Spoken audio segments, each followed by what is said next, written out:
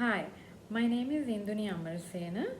I'm currently working as the head of project management.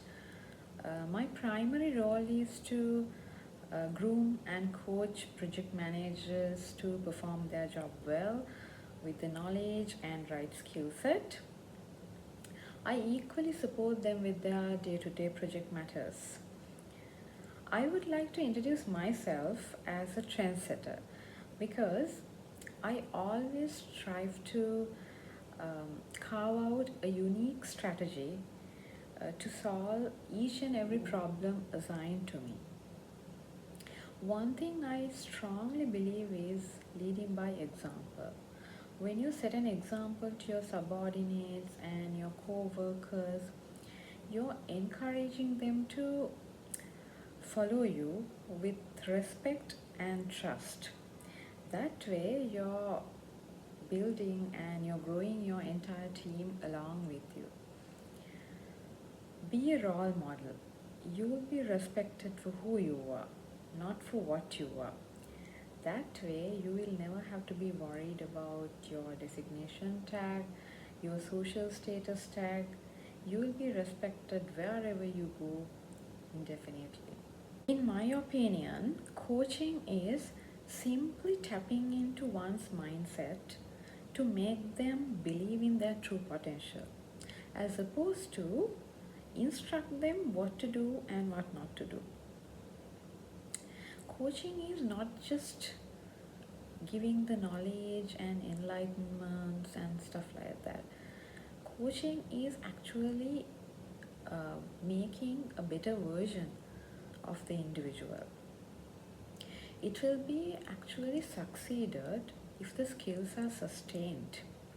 That is why we have to carefully strategize and carefully identify different various strategies uh, when you're coaching people at individual level, team level, leadership or enterprise level. I once managed a digitization program of one of the leading telecommunication companies in Asia. It was actually a pretty complex and vibrant program with around 100 employees coming from 15 different countries, and it was a good mix of various cultures, different vendors, various mindsets to manage.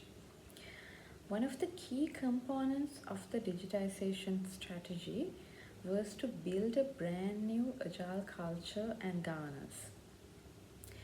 In this whole process, I was mainly focusing on building the leadership level.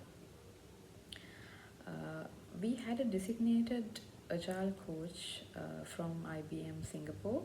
She was mainly taking care of the overall coaching, workshops, individual level coaching, trainings, and periodic huddles to make sure people have cleared out their doubts and things like that. But in my case, as the person who's responsible for the overall program, as the program manager, I had to make sure the leadership level has really understood what agile is and they have really believed in agile. So I allocated 50% of my time on coaching mainly the Scrum Masters and then the other leaders from design teams, IT teams, DevOps teams, and various other teams like that. So one of the main challenges I have noticed was the resistance to change with their fixed mindset. Because if I talk about the Scrum Masters specifically, most of the Scrum Masters were playing the traditional project management role before joining this digitization program. So they are still used to follow a plan, stressed on timelines, asking people whether they are willing to complete this. You have to complete this because they have not really worked on an environment where trust people, and we get the people to be self-managed and make sure they deliver on time. So to shift their mindset from that legacy way of operation, uh, I had to actually talk to them, understand their pain points, support and guide them in certain different various cases, and I had to work with them very closely on that. And the other secondary challenge that I have noticed was the fear of losing authority in most of the seniors. Actually, all these resistance piece I've noticed in the local Asian employees, because they have already been in a particular environment where they have the full authority, full control in what people do. So it is very much natural for people to be scared of losing their authority, because they think they always are skeptical about their job security that way.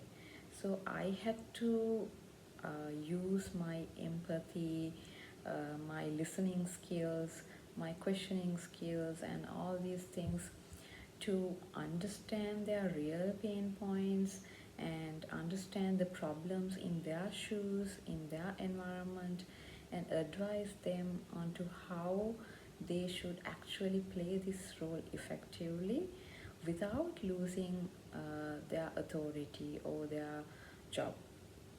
So that way, actually, I was able to make them better, effective Scrum Masters. So step by step, slowly, I was able to change their mindset and make them understand uh, this is a new culture, and you have a very big role, very responsible role to play. So it's not merely driven by the authority.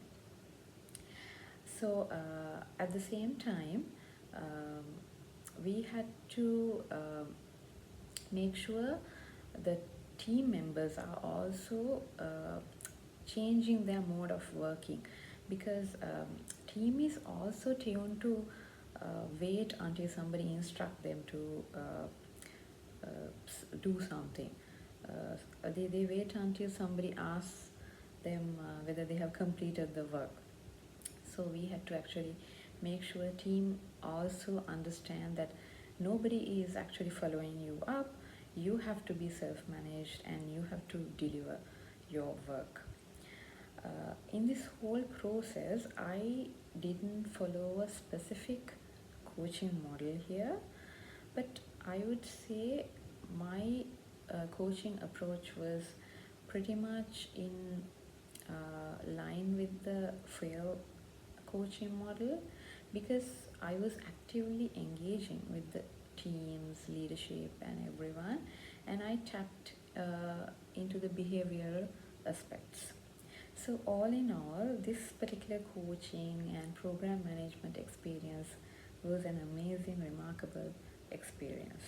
I was assigned to lead agile transformation of one of the leading telecommunication companies in Sri Lanka.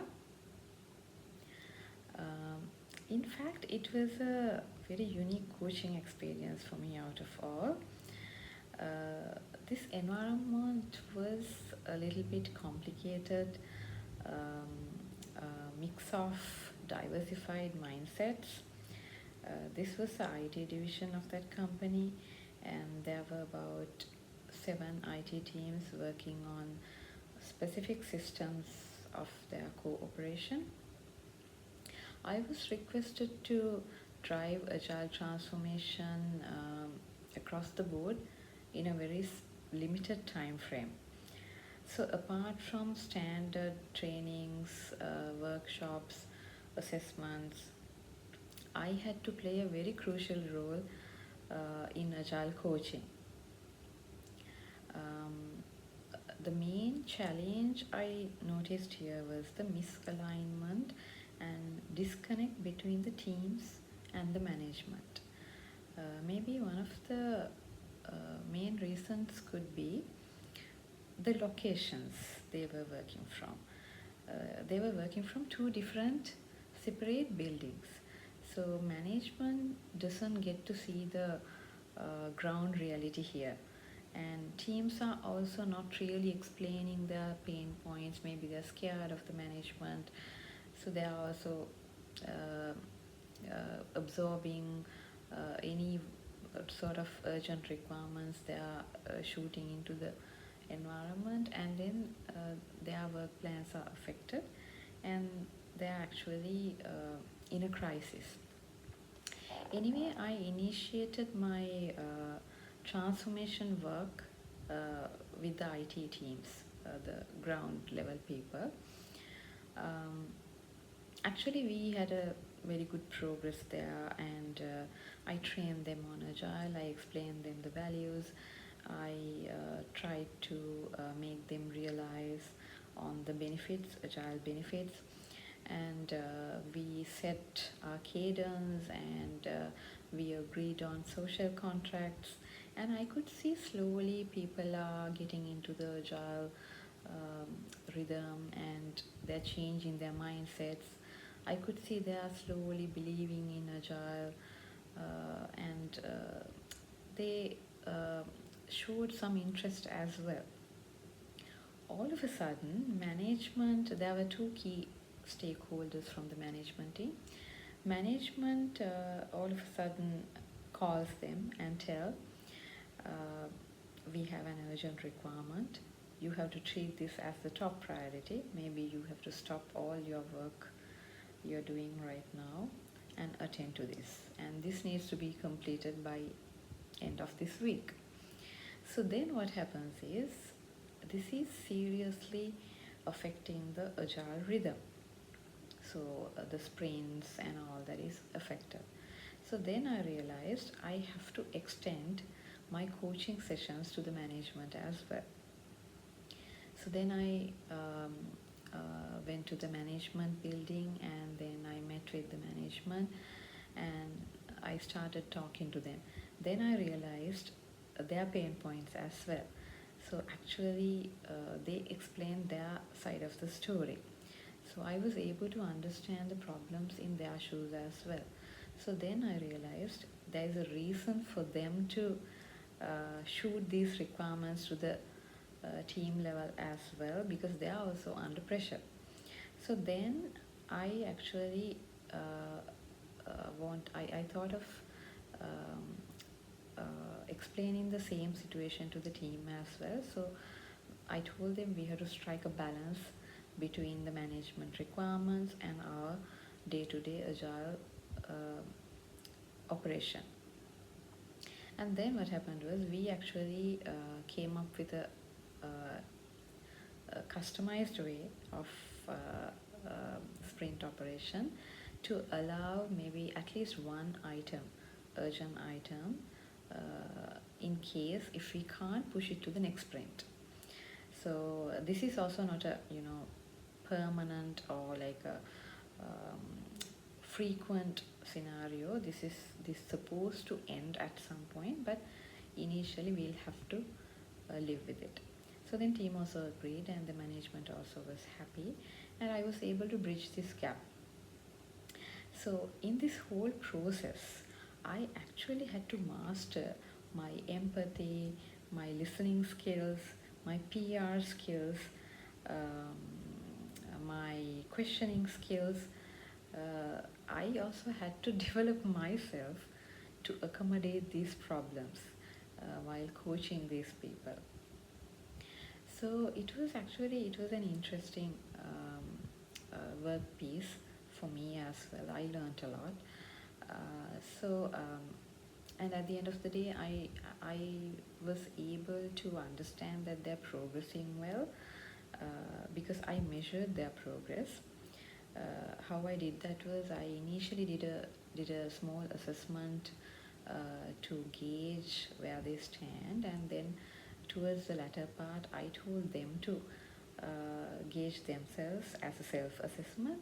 I was glad to see that they were really able to self-assess them, and they had a very good self-awareness. So they know their weaknesses very well, and they know their strengths.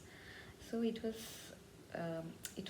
pretty much successful from my end, and I really enjoyed working with those IT teams.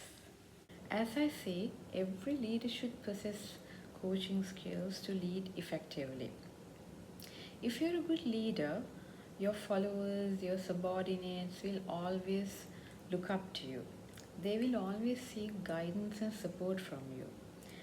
This providing guidance and support itself must come with strong coaching skills. If you want to grow your team into self-managed, self-driven individuals who drives value delivery. When we are hiring leaders, we mostly examine their leadership skills, experience, and qualifications while missing one of the most important skills, which is coaching skills. I think now it's time to bind leadership with coaching skills strongly. The recent Agile Coaching Symposium that I attended helped me massively to improve my coaching skills and expand my leadership capacity. So keep learning. Developing a coaching culture should actually stem from the senior leadership. Ideally, senior leadership should create a need for a coaching culture. As part of the development strategy, we can first educate individuals on coaching as opposed to training, because most of the people still think coaching is pretty much similar to training. So I think differentiating coaching from training is also important as part of the process.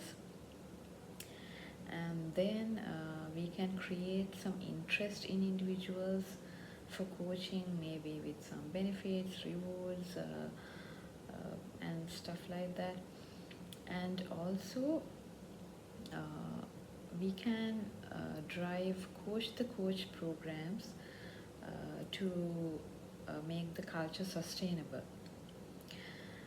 It is now proven that coaching culture massively contributes on exponential growth in industries in terms of productivity, quality, innovation. So we can assess the progress, measure ROI to understand the true value addition of the cultural shift.